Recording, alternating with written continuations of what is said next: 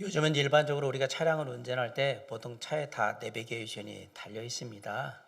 차가 어디 가고자 하면 내비게이션에 목적지를 찍으면 가장 최단 거리, 또 어떤 때는 가장 적합한 거리들을 다 알려줍니다. 그 내비게이션이 막 보급되기 시작하던 때에 있었던 에피소드인데, 길치인 할아버지와 길에 대해서는 늘 잘 기억하는 빠꼬미인 할머니가 부부였어요. 할아버지는 자주 다니는 길도 잘 잊어버려가지고 어디로 갈지를 몰라 했는데, 그때마다 옆에 타고 있던 할머니가 늘 길을 알려주시곤 했습니다. 그러던 어느 날 할아버지가 차에 새로운 신문물로 이제 내비게이션을 딱 장착을 한 거잖아요.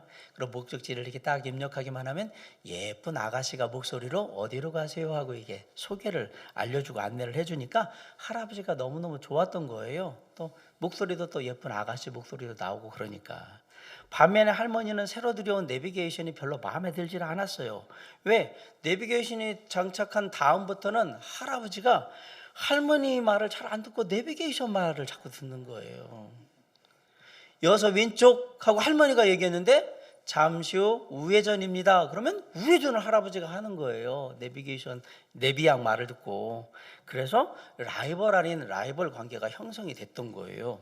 그러던 어느 날, 그날도 차를 타고 두 분이 같이 가고 있었는데 마침 갈림길이 나왔습니다. 갈림길이 나와서 할머니가 이어서 왼쪽라고 딱 얘기를 했는데 내비게이션이 뭐라 그러냐면 잠시 후 우회전입니다 라고 얘기를 예쁜 아가씨가 얘기를 하니까 할아버지가 영락없이 오른쪽으로 우회전을 해버린 거예요. 그리고 쭉 갔는데 이 내비게이션이 오류를 일으켜가지고 막다른 골목이 있는데 딱 차가 가게 만들어 버린 겁니다. 그 모습을 곁에서 지켜보던 할머니가 할아버지를 향해서 아주 쌤통이라는 듯이 이렇게 말했습니다. 내 말은 귀뚱으로도 안 듣고 다 지나가고 맨 죽어라고 젊은 년 말만 듣더니 꼴 좋다. 딱 그러신 거예요. 첨단 과학의 힘을 바탕으로 만든 내비게이션은 우리의 삶에 아주 유익하고요. 사람보다는 훨씬 뛰어난 능력을 가진 것은 맞습니다. 길을 안내하는 데 있어서는. 하지만 내비게이션은 기계 장치나 그걸 만든 사람이나 다 불완전한 사람이라는 사실을 우리가 잊으시면 안 됩니다. 우리가 그냥 참고해서 활용하는 데는 좋겠지만 그것이 우리가 맹목적으로 믿고 따라야 될 그러한 대상은 되지 못한다라는 사실입니다. 연초가 되면 사람들이 부푼 마음을 안고 여러 가지 기대감 속에서 한 해를 계획해요. 다가올 올 한 해 미래에 대해서 여러 가지 계획들을 세워요. 쉽게 말하면 올 한 해를 살아간 삶의 방향을 이제 잡기 시작하는 거죠. 뭘 해야 될까? 어떻게 해야 될까? 어디로 갈까? 내가 이걸 하면 잘 될래나? 괜찮을까? 여러 가지 많은 생각들을 합니다. 이런저런 생각들을 하면서 이제 미래를 전망하기도 하고 준비를 하는 거예요. 이런 경우에 신앙생활을 하지 않는 믿지 않는 사람들은 점쟁이를 찾아가거나 이제 신년의 운세를 바라보면서 이제 토정 비결 같은 걸 보기도 하고 그러면서 자신의 미래를 알고 싶어하고 어떻게 되는지 되게 궁금해합니다. 무속신앙 단체가 있어요. 무속신앙을 보존하는 단체 우리나라에 두 개가 있는데 대한경신연합회라는 게 있고요. 하나는 한국역술인연합회라는 게 있습니다. 여기에 따르면 현재 두 단체에 가입되어 있는 회원들의 수가 각각 한 30만 명씩 정도 되는데 이게 비회원까지 다 추산을 하면 우리나라의 무속, 역술인 이런 사람들 있잖아요. 그런 사람만 약 100만 명 정도 될 거라고 얘기를 합니다. 그럼 우리나라의 이런 역술, 운세 보고 점치고 이러는 그 역술 시장 규모가 얼마나 되느냐? 최소 4조 원에서 최대 6조 원 정도의 규모입니다. 어마어마하죠? 여러분은 몇천억 단위 생각했는데 아니요, 조 단위의 돈이 움직이고 있어요. 그만큼 사람들은 내가 어떻게 해야 내가 원하는 걸 가질 수 있을지, 내가 뭘 해야지 내가 원하는 위치에 올라갈 수 있을지, 그리고 내가 올 한해는 좀 어떤 운세로 일을 이루게 될지 이런 거에 대해서 되게 궁금해해요. 바꿔 얘기하면 미래에 대한 걱정과 염려가 많다라는 얘기입니다. 마찬가지로 그리스도인들로 인생의 길 위에 있기는 마찬가지예요. 근데 다른 사람들처럼 그리고 또 어디론가 가긴 가요. 아마 세상에 아무 일도 하지 않고 인생에 가만히 있는 사람은 하나도 없을 거예요. 자, 그러면 당신은 지금 어디를 향해 가고 계십니까? 그 길이 내가 가야 될 길이 맞습니까? 그 길이 맞다면 끝까지 포기하지 않고 그 길을 갈 자신이 있습니까? 라고 묻고 싶습니다. 여기 우리 앞에 놓여 있는 인생의 길을 끝까지 완주할 수 있도록 도와줄 수 있는 아주 좋은 가이드, 도우미가 한 분 있거든요. 바로 오늘 본문에 나오는 아브라함입니다. 우리가 잘 알듯이 아브라함은 창세기 12장에서 하나님의 부르심을 받습니다. 창세기 12장 1절에 보면 여호와께서 아브라함에게 이르시되 너는 너의 고향과 친척과 아버지의 집을 떠나 내가 네게 보여줄 땅으로 가라 라고 말씀하세요. 하나님께서 믿음의 조상으로 아브라함을 처음 부르셨을 때 첫 번째 메시지가 뭐였냐? 내가 네게 보여줄 땅으로 가라 라는 얘기했어요. 자, 어떤 땅으로 가라고요? 보여준 땅으로 가라고 했습니까? 보여줄 땅으로 가라고 했습니까? 보여줄 땅으로 가라. 땅을 봤다는 얘기예요? 안 봤다는 얘기예요? 안 봤다는 얘기입니다. 분명히 성경은 보여줄 땅으로 가라라고 얘기를 했어요. 오늘 본문 8절도 똑같이 얘기하거든요. 우리 8절 한번 다 같이 읽어볼까요? 자, 시작. 믿음으로 아브라함은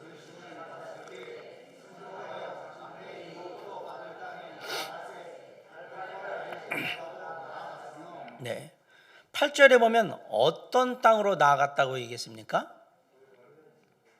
아니죠. 어떤 땅으로 나가느냐? 장래의 유업으로 받을 땅으로 나아갔습니다. 어떤 상황에서 나아갔느냐? 갈 바를 알지 못한 상태로 나아갔다. 정말 특이한 것은 하나님이 아브라함을 부르시는데 가나안 땅이라는 것 이외에는 아무것도 얘기를 안 해주신 거예요.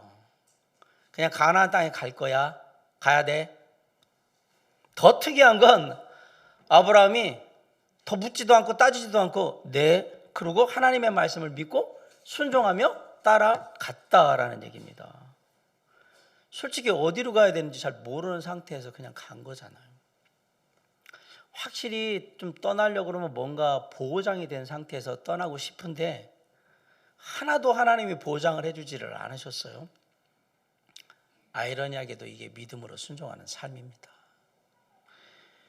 다시 말해서 믿음으로 우리가 뭔가를 하고자 할 때 확실한 건 하나도 없습니다. 저는 이 설교를 들으면서 어느 분은 교회를 떠날 수도 있겠구나라는 생각도 하면서 해요. 왜? 나는 뭔가 하나님 앞에서 분명하고 확실하고 하나님의 구체적이고 이런 것들을 얻기 위해서 신앙생활을 하고 교회에 나와서 기도하고 하나님 믿는다고 생각했는데 목사님이 뭐라고 했냐면 믿음의 삶은 확실한 게 하나도 없어요. 그럼 내가 뭐하러 신앙생활을 하고 하나님을 믿고 이렇게 해야 되지? 이 생각을 하실 것 같아요. 대체로 세상에서 뭔가를 시작한다고 한다 그러면 이것저것 다 따져보고 꼼꼼히 하나하나 확인 다 하고 하나하나 점검 다 하고 난 다음에 시작을 하죠. 대부분이 그렇게 해요. 중요한 일일수록 더욱더 그렇게 합니다. 솔직히 목적지도 분명하지도 않고 지금처럼 지도도 있는 것도 아니고 사전 정보도 하나도 안 주고 내비게이션도 없는데 가라 그러면 떠날 사람이 어디 있겠습니까? 아무리 뭐 하나님이 얘기한다고 그래도 그렇지 그럼 어떻게 가요? 아는 게 하나도 없는데. 그런데 믿음의 길은 불확실하더라도 순종함으로 가는 겁니다. 불확실한 것에 대한 우리의 반응, 그게 결국 우리의 믿음에 대한 얘기거든요. 만약에 우리가 보고 듣고 내가 확신하는 것만 한다라고 한다면 우리는 결코 믿음의 삶을 살 수 없을 겁니다. 하나님, 제 성격 아시죠? 저 화끈한 사람이에요. 분명하지 않으면 저 안 가요. 어떻게 하실 건데요? 어디로 가야 되는데요? 구체적으로 얘기했어요. 그렇게 애매하게 뭉뚱그려 얘기하지 마시고 저는 제가 분명하다고 생각 안 하면 안 갑니다. 확실하게 보여주세요. 그럼 제가 갈게요. 이런 식으로 하잖아요. 절대 믿음의 삶을 살 수가 없어요. 저 개인적으로 호불호가 분명한 사람이고 나름 공사의 구분을 분명히 한다고 하는 사람인데도 불구하고 믿음의 삶은 그렇게 되지 않습니다. 믿음으로 순종하는 삶은 선택하는 그 순간부터 모든 것이 다 불확실해집니다. 확실한 게 있다면 하나님이 나를 부르셨다는 거, 그리고 그 하나님이 나를 보내신다는 거, 그거밖에는 확실한 게 없습니다. 사실 중요한 것은 우리가 어디를 가느냐가 중요한 게 아니고요, 그거보다 훨씬 더 중요한 게 있어요. 누가 나를 부르셨느냐, 그리고 누가 나를 지금 가라고 하시는가, 그게 중요한 거예요. 제3자의 관점에서 보면 믿음의 길은 무모하고 위험한 길입니다. 가면 안 되는 길이란 말이에요. 왜? 믿음이라는 것이 예측 불가능한 것을 선택하는 것이기 때문에 그렇습니다. 세상 사람들이 보기에는 다 그렇게 돼요. 아브라함이 이런 믿음의 삶을 우리에게 증명해 주고 있어요. 창세기 12장에서 아브라함이 하나님의 부르심을 받았을 때 그때 나이가 75세였습니다. 우리 나이로 본다 그러면 물론 예전하고 나이가 차이가 있겠지만 지금 75세 되면 인생 정리하고요, 나름대로 편안하게 그냥 즐기면서 남은 여생 이렇게 살아야 되는 그런 텐데, 하나님이 이제 일하라고 부르셨어요. 너 일 좀 해야지. 자, 내가 너를 이제 시킬게 라고 부르셨어요. 그러면서 뭐라고 했냐면, 그 있는 곳에서 일을 시킨 게 아니라 고향, 친척, 아버지 집을 떠나서 새로운 곳으로 가라고 해요.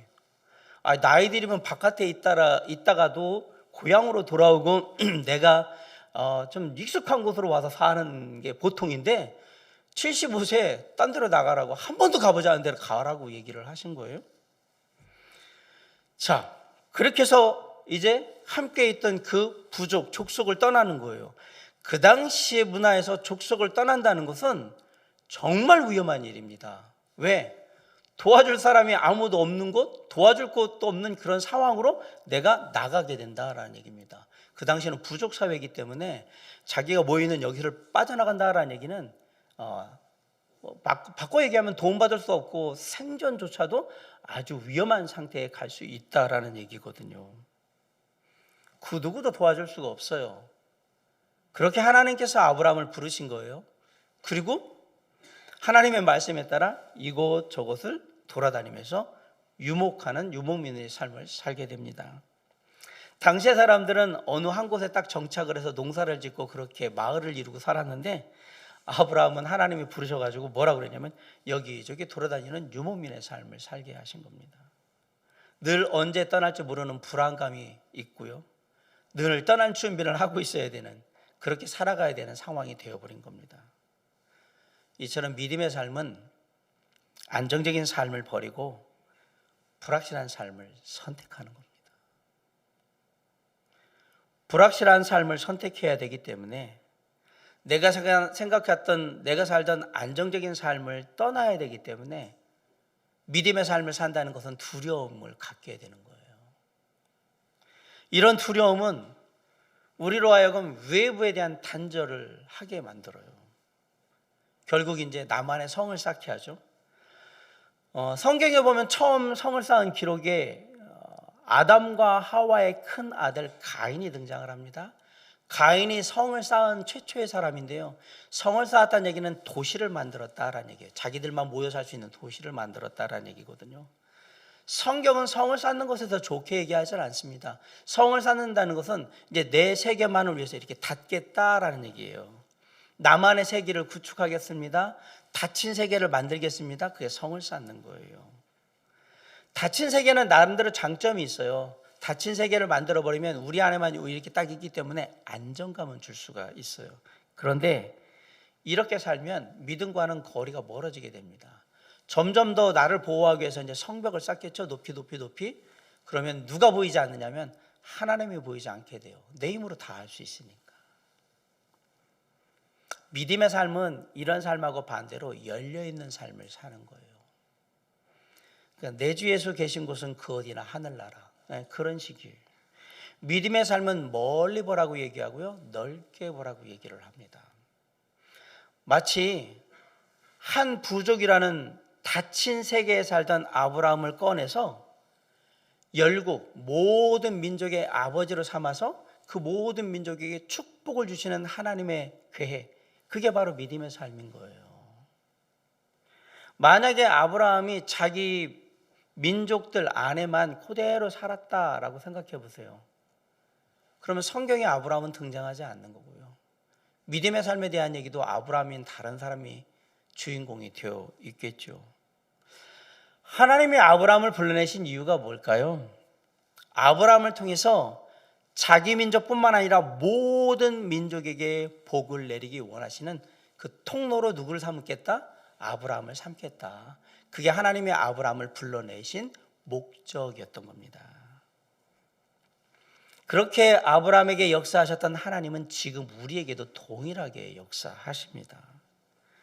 현실에 안주하는 안정된 삶을 살기보다는 두렵지만 하나님의 인도하심을 따라 믿음으로 순종하는 삶을 살기를 원하시는 겁니다.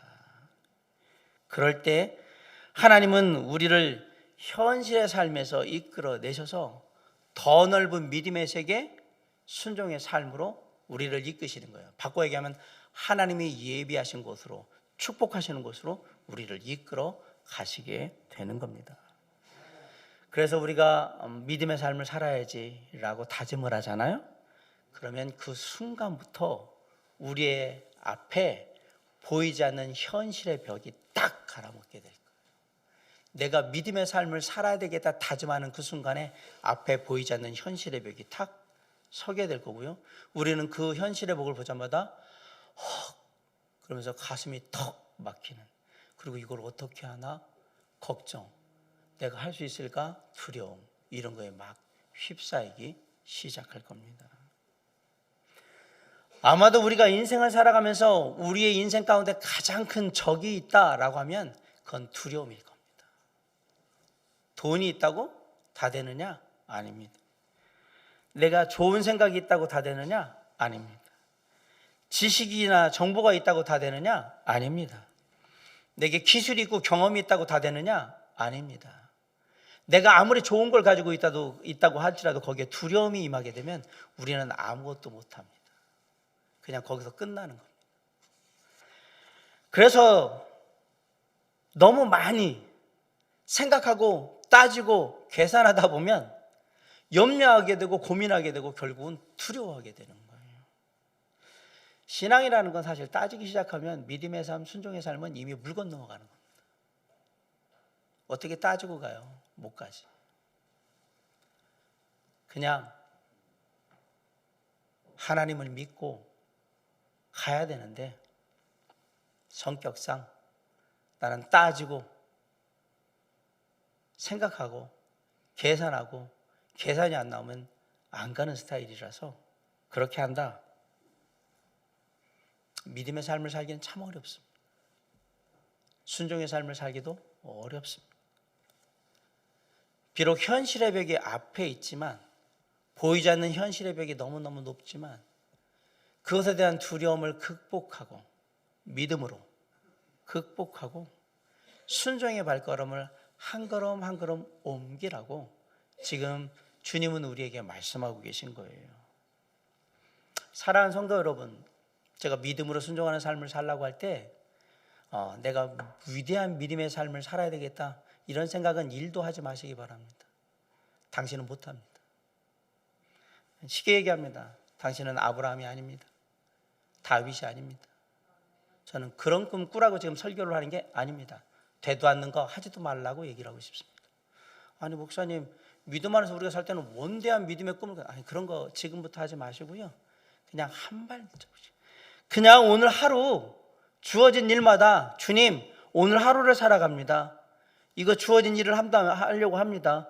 주님 믿음 안에서 순종함으로 주의 뜻 따라서 잘 할 수 있도록 도와주세요. 그냥 그저 그렇게 하루하루 순간순간 그냥 믿음의 삶을 살아가세요. 그러다 보면 위대해질 수 있을 거예요. 그러다 보면 놀라운 역사를 바라보게 될 거예요. 처음부터 그런 건 꿈꾸지 말라고 제가 말씀드리고 싶어요. 그리고 너무 많이 계획 세우지 마세요. 시간 낭비예요. 세계적인 미래학자 다니엘 핑크가 2009년에 한국에 왔을 때 기자들이 인터뷰를 하다가 한국의 젊은이들에게 해주고 싶은 말이 있느냐 그랬더니 다니엘 핑크 교수님이 계획을 너무 세우지 않았으면 좋겠습니다. 그런 거예요. 기자들이 듣기는 아니 미래학자가 됐으면 미래에 대한 원대한 계획을 갖고 구체적인 계획을 써서 이렇게 하고 저렇게 하고 구체적으로 계획을 확인하고 이렇게 막 가라 그런 얘기를 할 줄 알았는데 계획을 너무 세우시면 안 돼요 라고 얘기하니까 왜 그렇게 해야 됩니까? 라고 얘기합니다. 2009년도의 얘기고 지금이 14년 정도 지났으니까 지금의 사회 속도가 변화 속도가 얼마나 빠른지는 아시겠죠? 그분이 그러냐면 세상이 너무 복잡하고 빠르게 변하기 때문에 내가 지금 계획 세워봐야 계획대로 되는 일이 하나도 없을 거예요. 아무 의미가 없습니다. 계획을 그렇게 세우시면 안 됩니다. 특별히 젊은 사람들은 경험도 없기 때문에 계획을 막 세우면 안 됩니다. 그러면서 뭐라 그러냐면 계획을 세우는 대신 젊은 사람들이 해야 될 건 멋진 실수를 하는 게 좋습니다. 그래서 멋진 실수가 뭡니까? 그럼 어리석은 실수는 실수를 통해서 하나도 못 빼고 계속 반복하는 건 어리석은 실수인데 내가 뭔가를 실수했다, 실패했다, 그걸 통해서 뭔가 교훈을 얻고 한 단계 더 앞으로 나가면 그건 멋진 실수입니다. 젊은 사람들은 그런 걸 많이 해야 되는 거예요. 멋진 실수가 쌓이면 자기 인생에 아주 좋은 결과를 내게 될 거고요. 계획도 세워지게 될 거예요. 그 얘기를 했던 거예요. 믿음의 삶도 이것하고 아주 비슷해요. 오늘 본문의 아브라함은 갈 바를 알지 못하고 나갔습니다. 어떤 계획도 세울 수가 없어요. 뭐 아는 게 있어야 계획을 세우죠. 그냥 가나안 땅에 가라는 거 이외에는 아무것도 모르는 거예요. 그런데 바라본 게 있어요. 우리 9절과 10절을 다 같이 한번 읽어봅시다. 시작. 믿음으로 그가 이방의 땅에 있는 것 같이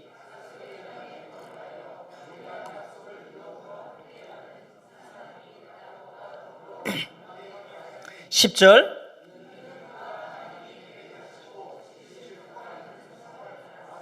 네, 10절 말씀이 중요해요. 9절은 약속의 땅이라고 했어요. 일단 아브라함은 그곳이 약속의 땅인 거예요.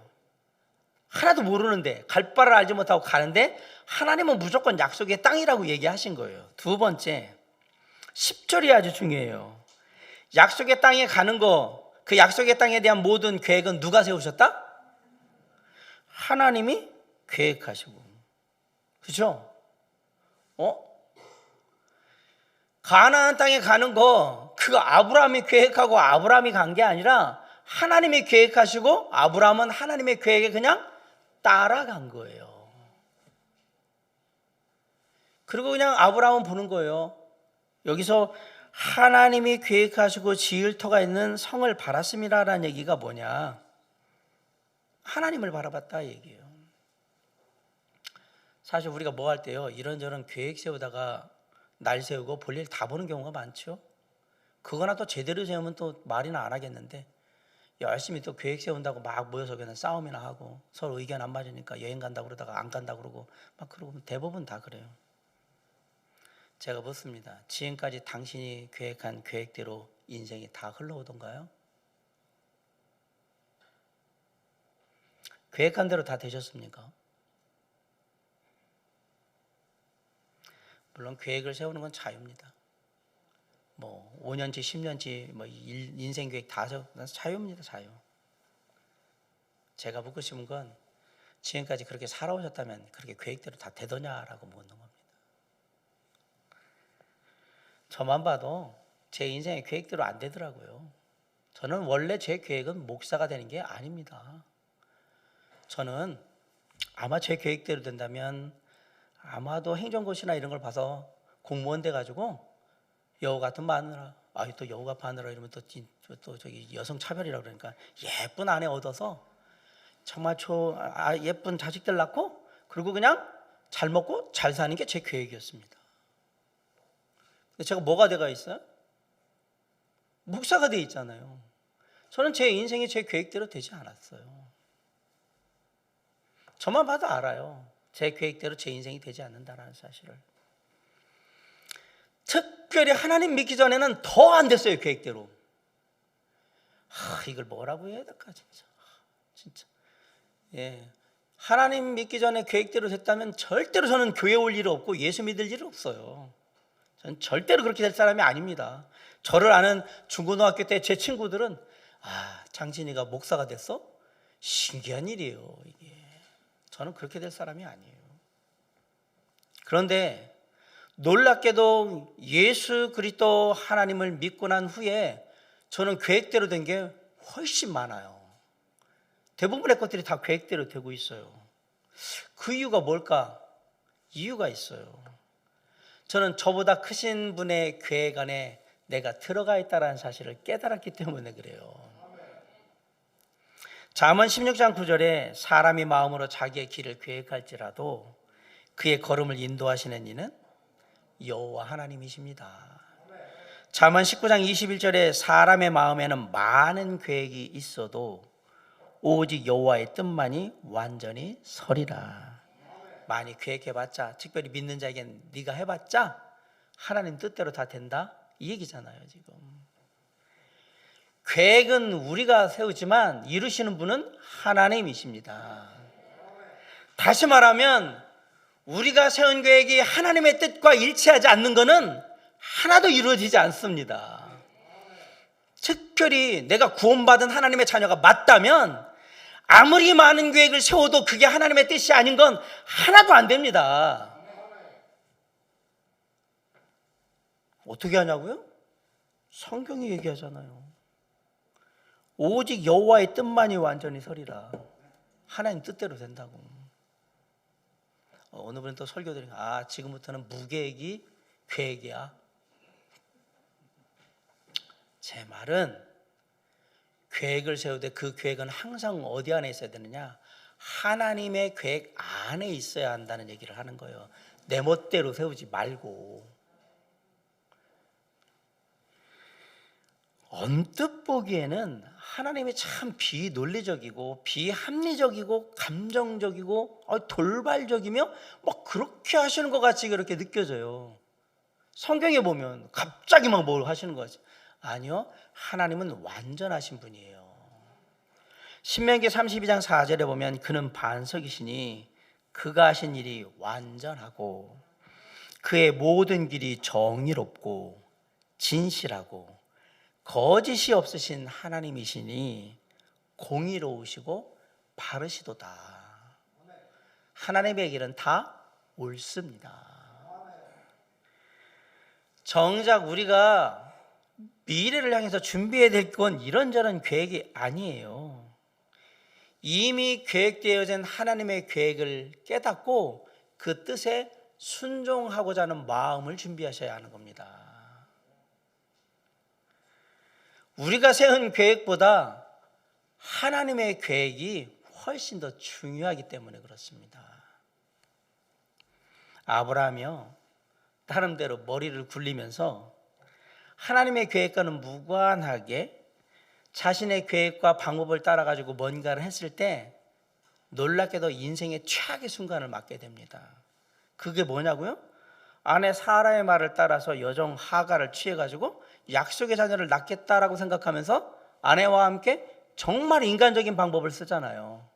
나이 많아서 우리 아내는 임신도 못하니까 안 되니까 아브라함은 아직 괜찮으니까 젊은 여자 종 들이면 낳겠지. 그래서 여종 하가를 취했어요. 그래서 하갈이 임신을 했습니다. 사라가 하갈한테 구박받잖아요. 구박받던 사라는 어떻게 합니까? 자기가 그렇게 해놓고 또 와가지고 당신이 임신시켜가지고 내가 이렇게 지금 저것 때문에 구박받고 있다고 바가지에 바가지를 긁으면서 매일 그 스트레스를 풀지 않습니까? 그래서 결국 어떻게 해요? 여종 하갈을 내쫓지 않습니까? 내쫓다가 다시 들어가지고 이스마엘을 낳아요. 이스마엘이 나중에 이삭 낳았을 때 어떻게 했어요? 이삭을 화장실로 부르잖아요. 너 이리 와 그래가지고 맨날 괴롭히잖아요. 결국 그 꼴을 못 본 사라가 어떻게 해요? 내쫓아 버리잖아요. 잘 보세요. 아브라함이 머리 쓰면서 인간적인 방법으로 자기 마음대로 계획하고 실천했을 때 최악의 인생을 살았어요. 그런데 말도 안 되는 것 같고 이게 뭔가 이상하다. 이게 하나님의 뜻인가? 너무 미심쩍고 그럼에도 불구하고 하나님의 말씀대로 순종했을 때 아브라함의 삶에 놀라운 역사가 일어납니다. 그 사건이 뭐냐고요? 하나님의 말씀대로 약속의 아들 이삭을 모리아산에서 제물로 바치라고 할 때 제물로 드리던 장면을 잘 생각해 보세요. 100세의 약속의 아들 이삭을 낳았어요. 진짜 내 목숨보다 더 소중한 자식이에요. 내가 죽을지언정 아들 이삭은 죽으면 안 돼요. 후대를 이어가야 되거든요. 그 아들 이삭을 제단에 바치라고 하나님이 말씀하신 거예요. 아내 사라한테 말도 못해요. 아내 사라한테 하나님이 이삭 갖다가 제물로 갖다 바쳐서 죽이래. 이 얘기 사라한테 했다가는 뼈도 못 추려요. 아브라함이 이삭을 데리고 모리아산에 갈 수가 없어요. 사라가 죽든지 아브라함이 죽든지 둘 중에 하나는 죽는 거예요. 근데 말도 안 하고 아들 이삭한테 그냥 모리아산에 가서 예배 드리고 올게. 그러고서 그냥 아들 이삭을 데리고 가버리잖아요. 사라는 몰라요. 가는데 아니 이삭을 바치라고 얘기하는데 이게 말이 안 되잖아요. 줄 때는 언제고, 그것도 100세의 아들이 낳는데 이거 갖다가 이제 제물로 어린 양같이 이렇게 지금 번제물로 그리고 죽여서 드리는 제물로 드리라고 하니까 좀, 그리고 내가 좀 마음 준비하고 이해할 수 있도록 좀 차초지정을 다 설명을 하고 좀 할 수 있도록 그렇게 해주면 되는데 말 한마디 없어요. 그냥 모리아산에 데리고 가서 제물로 드려. 뭐라고 할 수가 없어요. 근데 아브라함이 그냥 하나님의 말씀을 믿음으로 순종합니다. 그리고 제단에 가서 제물을 올렸더니 결국 하나님께서 이삭을 살려주셨고요. 그리고 하나님의 아브라함에게 얘기해요. 내가 이제 네가 나 하나님을 경외하는 줄을 알았다 라고 얘기합니다.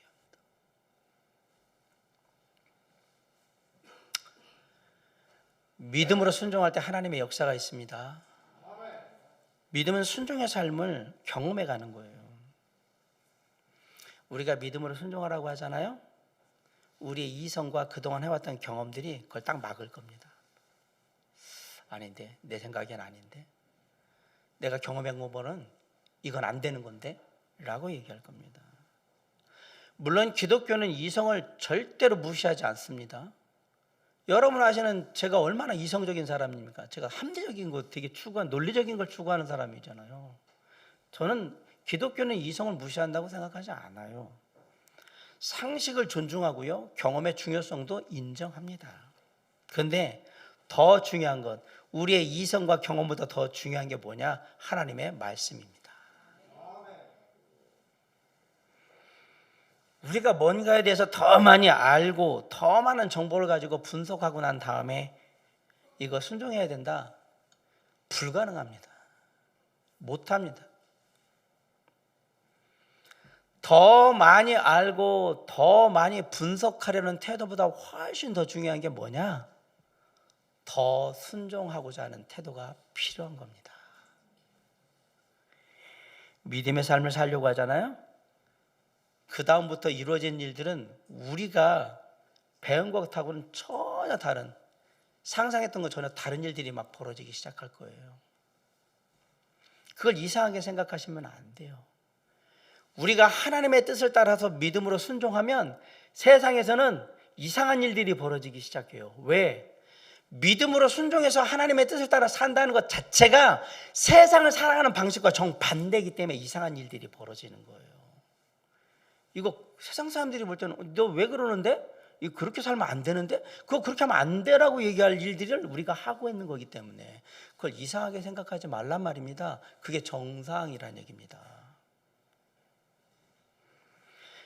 믿음의 삶은 그런 거예요. 믿음의 삶은 우리에게 불확실한 것을 주기는 하지만 놀랍게도 반드시 확실하게 이루어지는 것들이 있어요. 오늘 11절로 12절을 한번 잘 보세요. 자, 11절 시작. 믿음으로 사라 자신도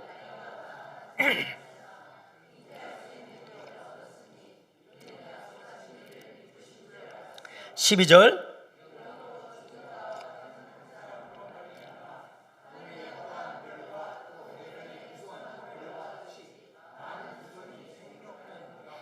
말하잖아요. 아무 소망이 없던 한 여인이 약속의 자녀를 얻게 되었다. 단산, 아이를 낳을 수 없는 상태인데 놀랍게도 아이를 낳았습니다.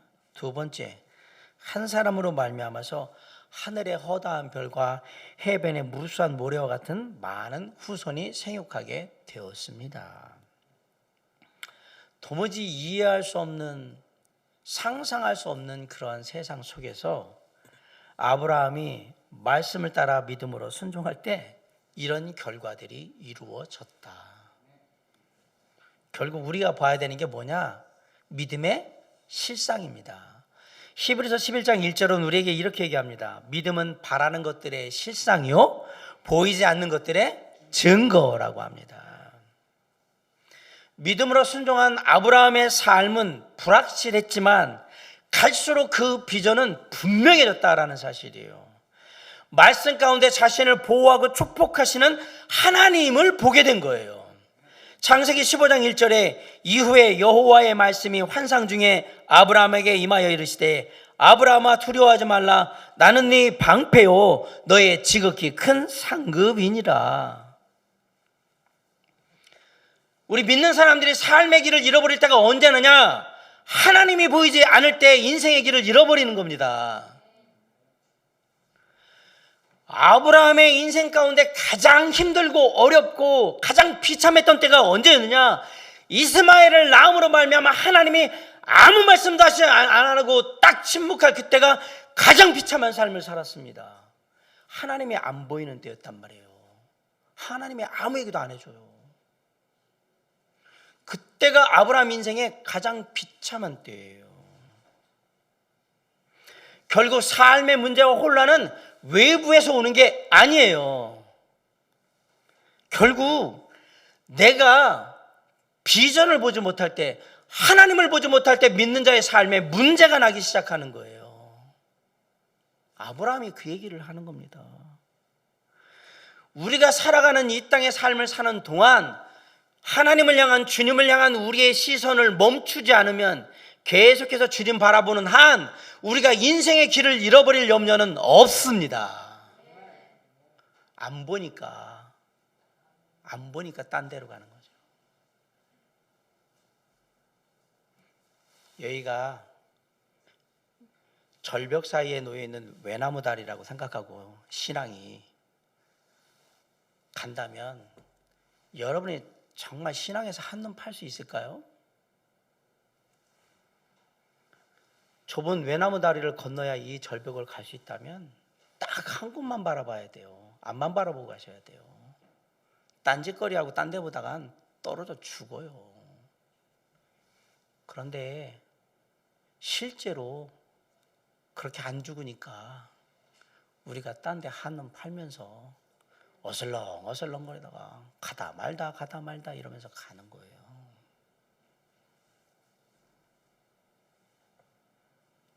사랑하는 성도 여러분, 아브라함의 삶을 본다면 인간적인 눈으로 볼 때는 진짜 위험하고요, 무모한 불확실한 길이에요.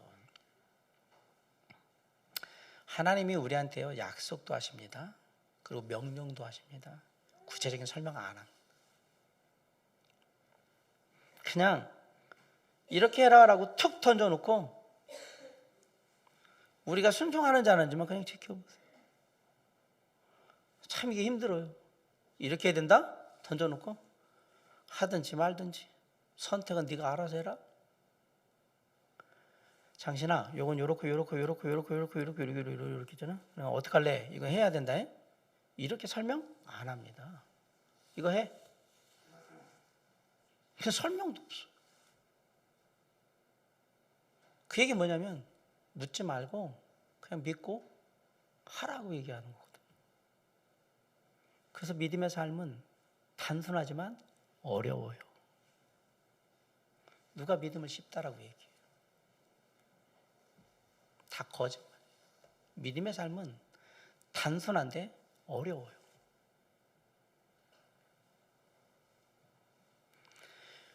아까도 말씀드렸지만 우리가 믿음으로 순종하려고 하는 그 순간에 내 삶의 모든 게 막 요동치기 시작할 거예요. 이렇게 하면 되나? 말씀대로 한다고 하긴 하는데 이게 맞나? 내 생각에는 이게 아닌데 내 그동안의 경험치를 다 살려봐서는 여기서는 이렇게 해야 되는 게 맞는데 왜 하나님이 자꾸 이렇게 하라고 얘기하시지? 왜 이쪽으로 나를 이끌어 가실까?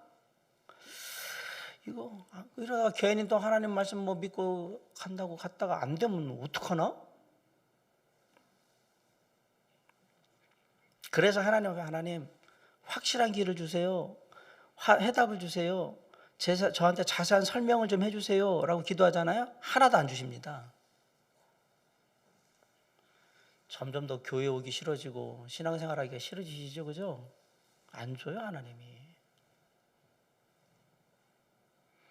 다 알고 가면 그게 무슨 믿음입니까? 아니, 생각을 해보세요. 상식적으로 다 알고 가면 그게 무슨 믿음이에요? 내가 알고 가는데 다 파악하고 가는데 무슨 믿음이에요? 그게 내가 내 머리로 가는 거지.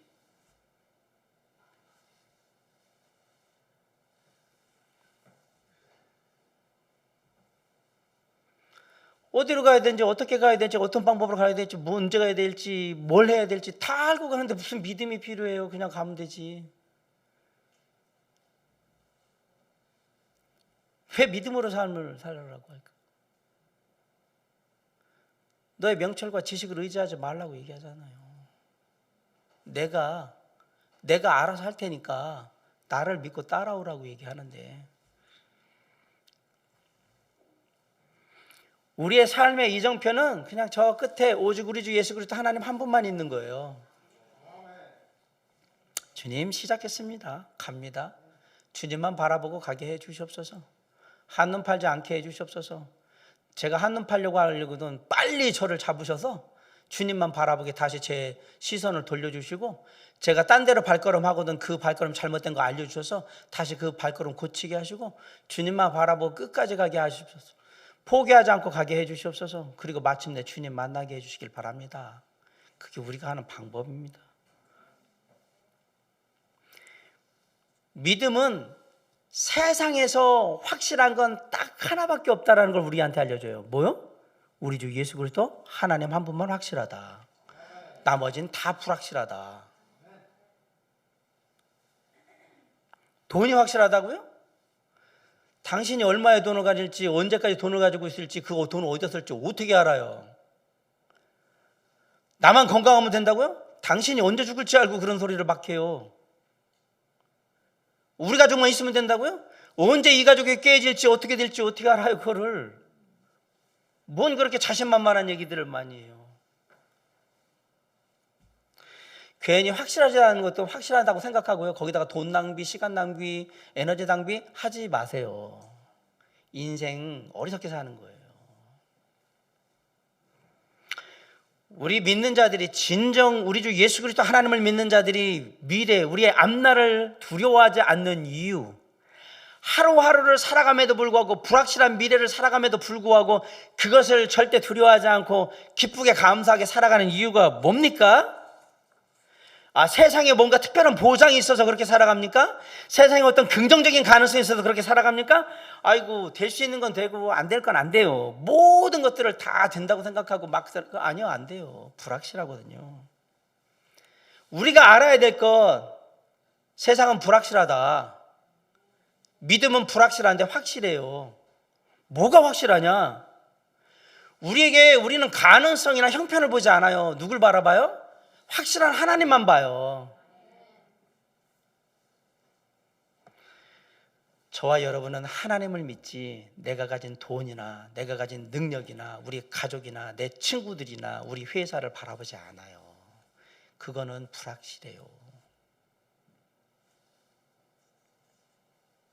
회사요? 200년을 넘긴 회사가 거의 없어요. 200년 넘긴 회사들은 큰 회사도 없고요. 경제 역사에서 그런 회사들은 다 가족들이 하는 회사들만 200년을 넘는 거예요. 내가 지금 하고 있는데 영원히 갈 거다? 그건 당신 생각입니다. 창세기 15장 6절에서 아브라함이 여호와를 믿으니 여호와께서 그를 의로 여기셨다. 이를. 이 말 무슨 말이에요? 아브라함이 누굴 믿었다고요? 하나님만 믿었습니다. 하나님이 그것을 의로 여기셨다. 의가 뭐냐면 하나님이 기뻐하시는 바, 원하시는 바. 아이고 내가 결국은 이걸 보기 원했는데 네가 결국은 그렇게 보여주는구나. 하나님이 아브라함을 기쁘게 봤다 이 얘기예요. 그래서 아브라함의 삶에 축복하셨던 겁니다. 아브라함 불확실한 삶의 현실 가운데 오직 확실한 하나님 한 분만을 바라봤다 이 얘기예요. 마찬가지로 우리의 현재나 미래에 확실한 것은 우리 주 예수 그리스도 하나님 한 분밖에 없습니다. 제 설교를 들으면서도 아직 젊은 분들은 그래도 나에게는 힘이 있고 나에게는 생각이 있고 나에게는 패기가 있고 열정이 있고, 제가 장담합니다. 정상적인 인생은 40 넘어가면 이게 아니라는 걸 알고요. 좀 늦으면 50 넘어가면 알게 될 거예요. 인생 그게 아니구나. 살아보면 합니다. 근데 더 빨리 할 수 있는 방법이 뭐예요? 지금 하나님 말씀으로 제가 알려주잖아요. 지금 알으라고. 젊은이들한테. 인생은 그런 게 아니라고. 미래를 위해서 내가 뭔가를 준비하지 않았다. 이게 안 돼 있어. 저거 안 돼 있어. 그게 불안한 게 아니고요. 미래를 주관하시는, 그리고 나에게 계획을 갖고 계신 하나님께 온전히 내 삶을 못 맡기는 게 불안한 겁니다. 그게 더 불안한 거예요. 지금 우리가 처한 상황이나 형편이 중요한 게 아닙니다. 가장 중요한 것은 이 모든 걸 주관하시는 하나님을 내가 믿느냐, 신뢰하느냐, 얼마나 믿고 신뢰하느냐, 그게 중요한 거란 말입니다. 믿음의 눈은 어떤 상황 속에서도 절대로 우리의 하나님을 놓치지 않는 거예요. 그게 믿음의 눈이에요. 우리의 시선이 하나님을 놓치지 않으면 비록 때때로 우리가 두렵고 무겁고 힘들지만 우리는 그것을 극복하고 믿음의 순종의 길을 한 걸음 한 걸음 나아갈 수 있게 될 겁니다. 주님 바라보면. 올 한 해 저나 여러분이나 해야 될 많은 일들 지금 계획하고 있을 거예요. 누군가는 올해는 집도 사야 되겠는데, 또 어떤 분은 내가 이거 직업을 좀 바꾸고 직장도 바꿔야 되지 않을까 생각하시는 분들도 있고요. 누군가는 내 건강이 별로 안 좋으니까 건강을 잘 챙겨야 되겠다 하시는 분들도 있고요. 누군가는 내가 좀 돈 좀 벌어서 올해는 좀 먼저 해봐야지, 돈 좀 많이 벌어야 되겠다 이런 생각도 하시고, 또 우리 학생들 같은 경우는 올해는 학교에서 성적 좀 올려가지고 나름대로 좀 결과를 냈으면 좋겠다. 누군가는 또 앞으로 진로에 대해서 좀 고민을 해봐야 되겠다 하시겠죠. 하나님을 믿는 하나님의 자녀들에게 가장 중요한 건 이런 게 아니고요. 오늘 주어진 하나님의 말씀을 내가 얼마나 믿음으로 순종할 수 있는가, 그게 더 중요해요. 그러면 집 문제도 해결이 되고요, 직업의 문제도 해결이 되고요, 건강의 문제도 해결이 되고요, 돈의 문제도 해결이 되고, 공부하는 학업의 문제도 해결이 되고, 그리고 진로의 문제도 해결이 됩니다. 오늘 내 삶에 주어지는 하나님의 말씀에 대해 내가 어떻게 믿음으로 순종하며 반응할 것인가? 하나님의 말씀에 믿음으로 순종하는 것이 불확실한 미래를 준비할 수 있는 가장 확실한 준비입니다. 늘 하나님의 말씀에 믿음으로 순종하는 삶을 살기를 결단하시기 바랍니다. 단순하지만 가장 어려운 것, 믿음으로 하나님의 말씀에 순종하는 삶을 살아가는 것.